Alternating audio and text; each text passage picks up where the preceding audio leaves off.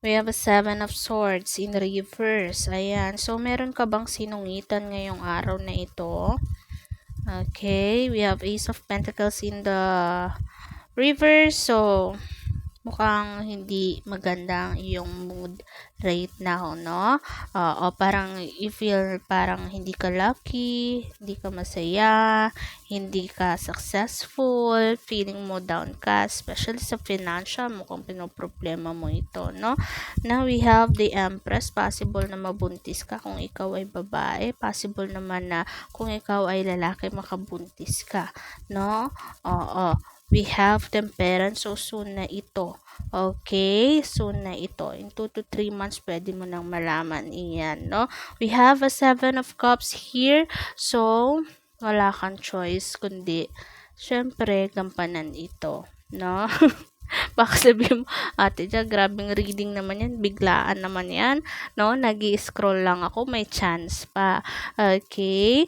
Oo. So, wala ka namang choice kundi tanggapin ito, no? Actually, marami namang opportunity na darating sa iyo, no? Marami kang choice, pero nakikita ko dito na mas syempre, no, mas magiging responsible ka, no, sa kung ano man yung mangyayari. So, good luck, no? We have us in Seven of Pentacles and Six of Pentacles, no? When it comes sa financial naman, I know, no? Oo, kasi yun nga yung pinoproblema mo ngayon, no? Mukhang madadagdagan yung workload mo, pero madadagdagan din, no? Yung pwedeng mag-sponsor sa'yo or blessings mo. Kasi we have a Six of Pentacles, no? Oo, parang ang daming blessing na mangyayari sa iyo, no? Oo, pwedeng mabuntis ka or makabuntis ka. So, kung nag-aantay kayo ng baby right now, no? This past few months, no? Pwedeng mangyari iyan, no? Oo. When it comes sa iyong work, pwedeng madagdagan yung iyong workload. And we have a Six of Pentacles. Here, hindi ka naman mahihirapan kasi parang alam mo yon, marami mang changes na dumating sa iyo, no? Pero parang blessing siya kasi tuloy-tuloy yung biyaya, no? Parang hindi ka nauubusan ng money or ng mag-sponsor or ng mga ma-receive mong gifts, mga ganon. So, in short, swerte ka pa rin. Okay?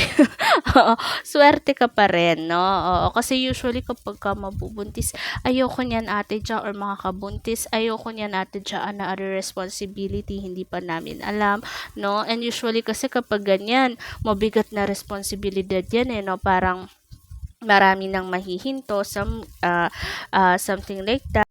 Pero itong changes na mangyayari sa inyo is tuloy-tuloy yung blessing. Parang siya yung magiging kabig ng blessing, no? Oo, kasi we have a Six of Pentacles when it comes to sponsorship, no? Oo, sa mga gifts, unexpected blessings, ayan, no? Maganda itong Six of Pentacles.